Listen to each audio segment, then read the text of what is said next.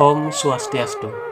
Selamat datang di channel Hindu Purana, channel yang khusus membahas tentang cerita-cerita sejarah peradaban Weda yang diambil dari kisah-kisah Purana Weda. Pada video kali ini, kami akan membahas tentang cerita kutukan Dewa Siwa kepada Dewa Brahma. Dikisahkan pencarian oleh Dewa Brahma dan Dewa Wisnu untuk menemukan Anadi atau awal dan Ananta akhir dari lingga Dewa Siwa. Dalam Kurma Purana dan Siwa Purana dijelaskan, setelah dua dari Dewa Trimurti, Brahma dan Wisnu yang sedang menunjukkan kemampuan masing-masing, takut akan terjadi pertempuran, para dewa lainnya meminta Dewa Siwa untuk menjadi penengah. Dewa Siwa kemudian muncul dengan bentuk lingga yang menyala di antara Brahma dan Wisnu, dan lalu kemudian menantang keduanya dengan meminta mereka untuk mengukur panjang dari lingga tersebut. Terpesona oleh besarnya, Dewa Brahma dan Dewa Wisnu memutuskan untuk mencari ujung lingga itu. Dewa Brahma merubah bentuk menjadi angsa dan pergi ke atas, sementara Dewa Wisnu mengambil bentuk waraha, babi hutan, dan masuk ke tanah menuju ujung bumi. Keduanya mencari ribuan mil, tetapi tidak bisa menemukan ujung akhirnya. Pada perjalanannya ke atas, Dewa Brahma menemukan bunga ketaki.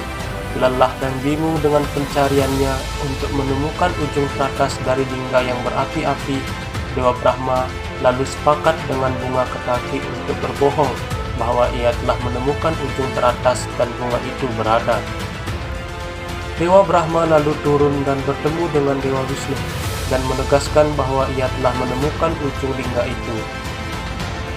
Namun, tiba-tiba bagian tengah lingga terbelah dan Dewa Siwa muncul dengan penuh keagungan. Kagum baik Dewa Brahma dan Sri Wisnu membungkuk di hadapannya dan mengagungi kemahakuasaan Dewa Siwa.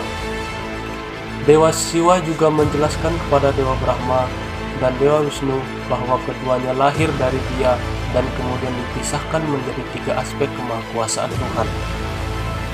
Dewa Brahma sebagai pencipta, Dewa Wisnu pemelihara, dan Dewa Siwa sebagai pelebur. Namun, Dewa Siwa marah dengan Dewa Brahma karena telah berbohong. Kemudian Dewa Brahma dikutuk, tidak seorang pun yang akan berdoa kepadanya.